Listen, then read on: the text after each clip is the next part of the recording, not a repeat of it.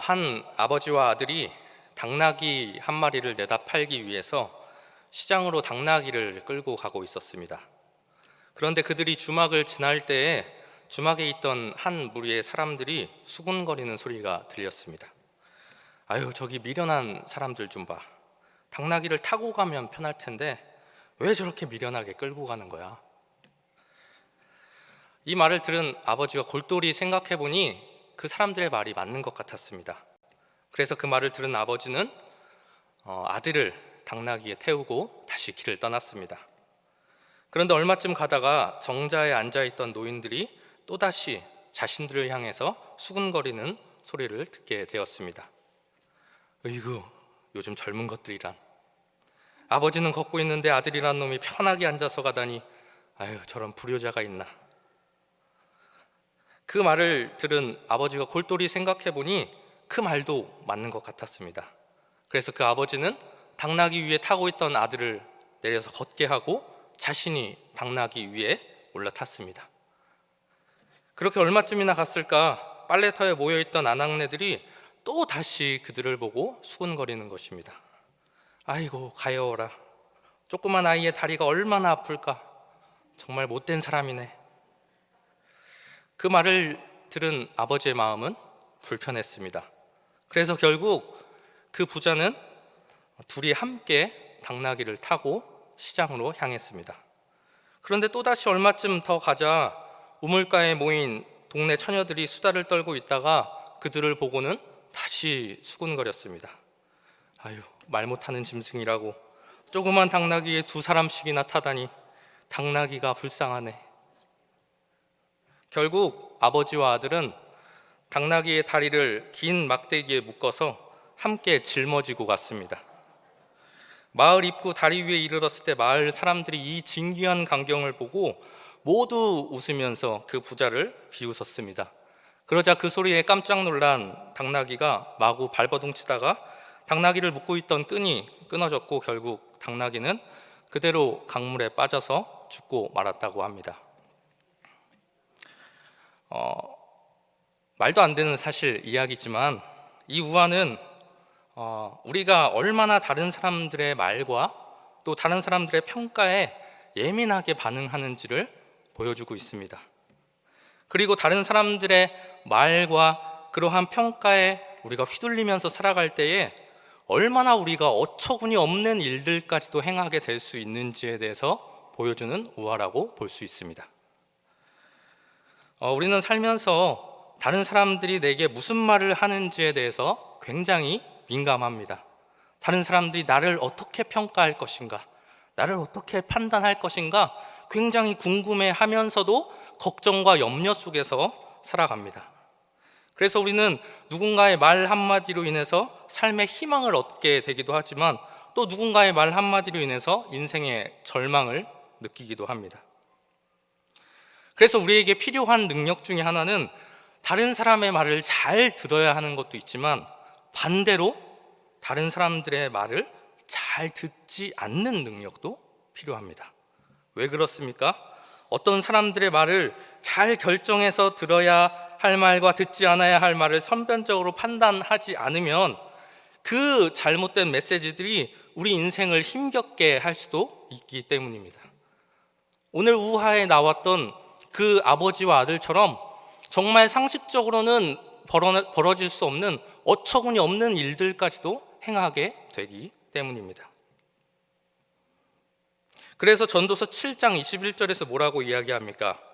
또한 사람들이 하는 모든 말에 내 마음을 두지 말라라고 말합니다. 그러면 여러분, 우리는 무엇에 마음을 두고 살아야 할까요? 사람은 살면서 누구나 다른 사람들의 평가와 판단을 받기 마련입니다. 다른 사람들의 판단과 평가 받지 않는 사람은 아무도 없습니다. 왜 그렇습니까? 우리는 다른 사람들과 함께 어울려 살기 때문입니다. 우리는 사회적인 동물이기 때문이죠. 그 말들과 평가들에 대해서 그런데 우리는 어떠한 태도를 취해야 할까요? 타인들의 말과 평가에 귀 기울이지 말아야 한다면 우리는 누구의 평가에 귀를 기울여야 하고 누구의 평가에 의해서 웃어야 하고 또 때로는 울어야 할까요? 어떤 것의 평가를 신경 쓰며 살아야 할까요? 오늘 말씀의 사도 바울은 우리에게 그에 대한 해답을 주고 있습니다. 오늘 말씀을 함께 살펴보면서 우리가 누구의 말과 누구의 평가를 위해서 그것을 신경 쓰면서 염려하면서 살아가야 하는지, 고민하면서 살아가야 하는지 함께 알아보도록 하겠습니다. 가장 먼저 살펴보아야 할 것은 타인에 의한 판단입니다. 이것은 다른 사람이 나에 대해서 하는 판단으로 어떻습니까? 먼저 말씀드린 것과 같이 대부분의 사람들이 사실 가장 신경 쓰는 판단이기도 하고 우리가 가장 두려워하는 판단이기도 합니다. 오늘 말씀에서 바울도 고린도 교회 성도들로부터 여러 가지 판단을 받게 됩니다. 고린도 교회 교인들 사이에 어떤 문제가 있었습니까? 자신들이 최고라고 자신들이 인정하는 판단한 그 목회자와 그 메시지를 놓고 논쟁이 벌어졌기 때문입니다. 그래서 교인들이 어떻게 나눠졌습니까? 나는 아볼로파, 나는 게바파, 나는 바울파, 나는 그리스도파. 이렇게 교회가 당파로 나눠지게 되었고 그들은 그러다 보니 다른 자기가 좋아하지 않는 지도자들을 판단하고 평가하기 시작한 것입니다. 그러다 보니 사실 누구보다도 고린도 교회를 위해서 수고한 바울이었습니다만 그럼에도 바울은 고린도 교회 교인들에게 부정적인 판단을 많이 받았습니다. 그 중에는 바울의 사도성이 의심된다는 판단도 있었습니다. 바울의 언변이 좋지 못하다는 판단도 있었습니다. 또 용모가 신통치 못하다는 판단도 있었습니다. 그리고 바울이 지도자로서 무능하다는 판단도 있었습니다. 여러분, 만약 누구보다도 교회를 위해서 정말 모든 것을 다 내어 바쳤는데도 불구하고 헌신했음에도 불구하고 교회 안에서 누군가가 나를 이렇게 판단한다면 여러분들 어떠실 것 같습니까? 정말 온 마음과 정성을 다해 수고하고 헌신했는데 그 일이 부정당하고 다른 사람들에게 부정적인 평가를 받게 된다면 여러분 어떠실 것 같습니까? 굉장한 시험에 들지 않을까요? 내 수고와 노력을 알아주지는 못할 망정 무능하고 신통치 못하다는 얘기를 듣게 된다면 아마도 대부분의 사람들은 하던 일들 모두 다 그냥 내팽겨 쳐버리고 아유 내가 이 짓거리 해서 뭐하나, 내가 이런 소리 들으려고 내가 지금 이렇게 수고하고 노력을 했나 하면서 다 내려놓고 싶어 할 것입니다. 그런데 여러분, 오늘 말씀의 바울 분명 부정적인 평가 많이 받았던 사람이었습니다. 그런데 오늘 말씀의 바울을 보면 어떻습니까? 그는 고린도 교회의 이러한 인격적인 판단과 비난들과 또 평가에 전혀 마음을 두지 않습니다. 그를 향한 부정적인 평가에도 그는 어떠한 데미지도 입지 않습니다. 3절에서 그는 뭐라고 고백합니까? 오늘 본문 말씀 3절을 보십시오. 너희에게나 다른 사람에게나 판단받는 것이 내게는 매우 작은 일이라. 무슨 말인가요? 자신을 향한 다른 사람들의 판단들을 자신에게 있어서 그렇게 중요한 것이 아니라는 것입니다. 그리고 그는 실제로 그러한 삶을 살아갔습니다. 다른 사람들의 비방이 있었습니다. 부정적인 평가가 있었습니다. 그렇다고 해서 바울이 주눅 들고 그가 해야 할 일들을 하지 않았습니까? 그가 맡겨진 일들을 다 내버려 두었습니까? 그리고 고린도 교회를 떠나고 다시는 그들을 위해 기도하지도 않고 그들을 챙기지도 않았습니까? 그렇지 않았습니다. 자신을 향한 사람들의 비방이 있었음에도 불구하고 사도 바울은 전혀 흔들리지 않고 전혀 개의치 않습니다. 그저 묵묵하게 자신에게 주어진 일을 신실하게 감당해 나갔습니다. 여러분, 이러한 바울의 모습을 통해서 우리는 무엇을 알 수 있습니까? 오늘 본문은 그리스도의 진정한 일꾼에 대해서 우리에게 이야기해 주고 있는 말씀입니다. 바울의 이러한 모습은 그리스도의 진정한 일꾼이라면, 하나님의 비밀을 맡은 자라면 다른 사람에 의한 평가와 판단에 목을 메어서는 안 된다고 이야기하고 있는 것입니다. 그것을 우리에게 말해주고 있는 것입니다. 그렇다면 자신에 의한 판단은 또 어떨까요?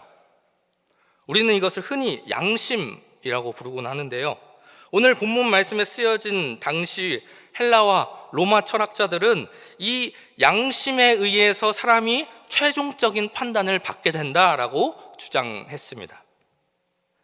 하지만 바울은 오늘 말씀을 보니까 뭐라고 이야기합니까? 이와 같은 양심의 판단까지도 자신에게 있어서 그리 중요한 것은 아니다라고 이야기합니다. 오늘 말씀 3절 하반절과 4절에서 바울은 이렇게 말합니다. 나도 나를 판단하지 아니하노니 내가 자책할 아무것도 깨닫지 못하나 이로 말미암아 의롭다함을 얻지 못하니라. 바울 자신의 양심에 의해서 스스로 자책할 만한 어떤 것도 발견하지 못할 만큼 그가 거룩한 삶을 살았지만, 그것으로 인해서 의롭다함을 얻지 못하는 것을 알기에 이 양심의 판단도 자신에게 있어서 중요하게 여기지 않는다는 것입니다.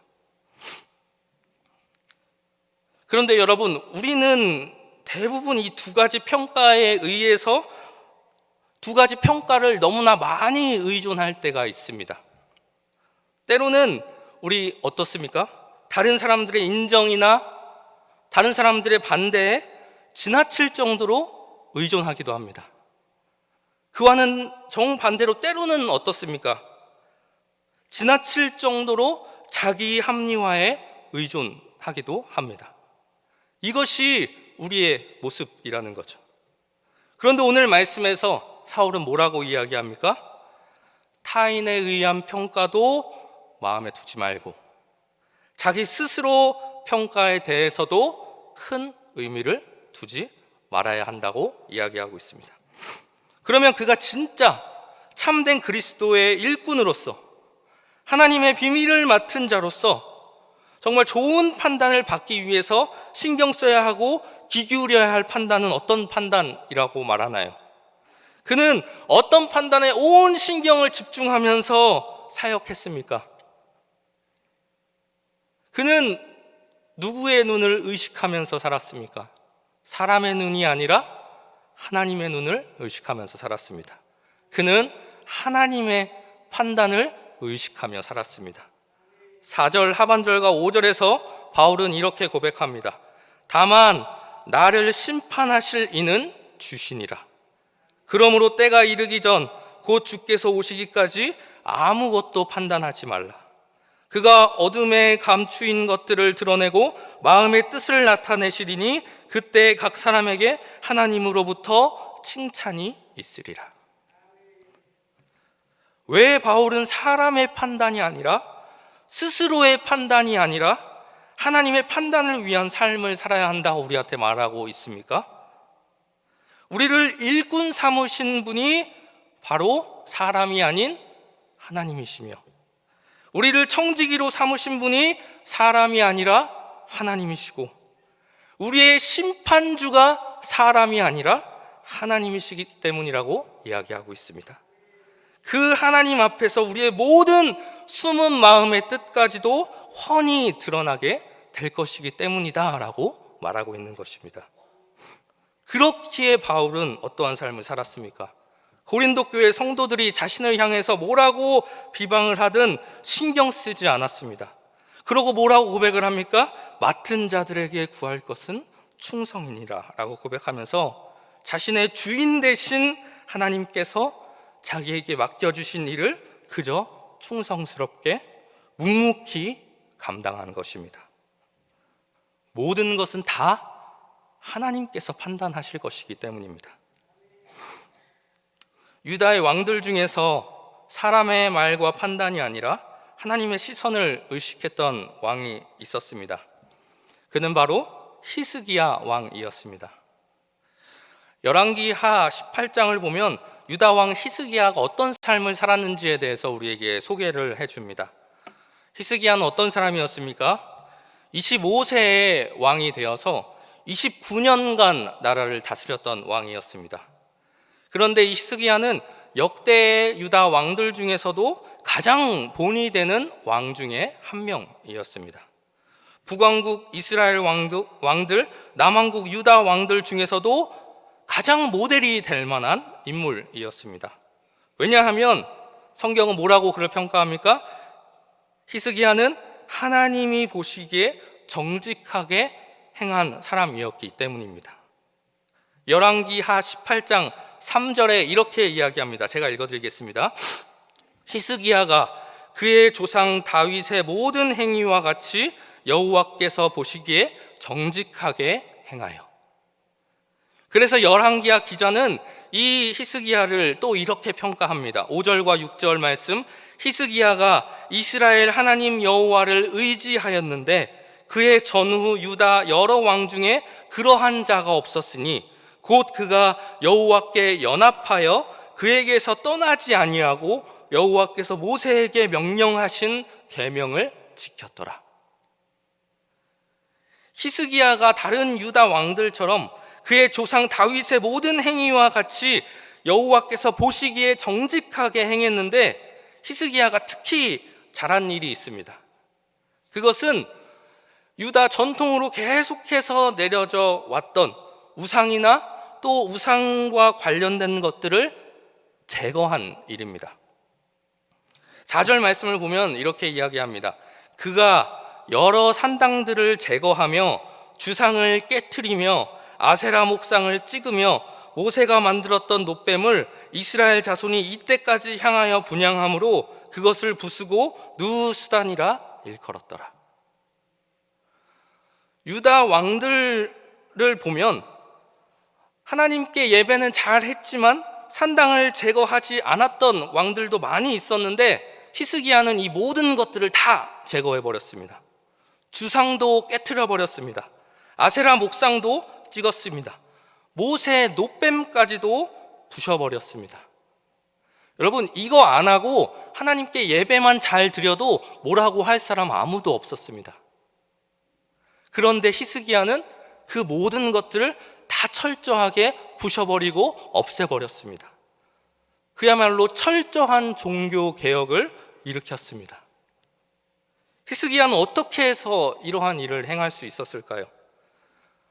여러분, 말이 쉽지 사실 이 일을 하는 것은 정말 어려운 일이었습니다. 왜 그렇습니까? 큰 용기를 필요하는 일이었고 생명을 때로는 내놓아야 할 수도 있는 일이었습니다.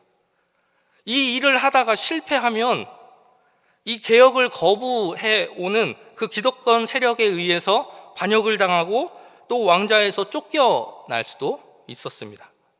그렇기에 모르긴 몰라도 히스기야는 이 일로 인해서 많은 반대에 아마 부딪혔을 것입니다.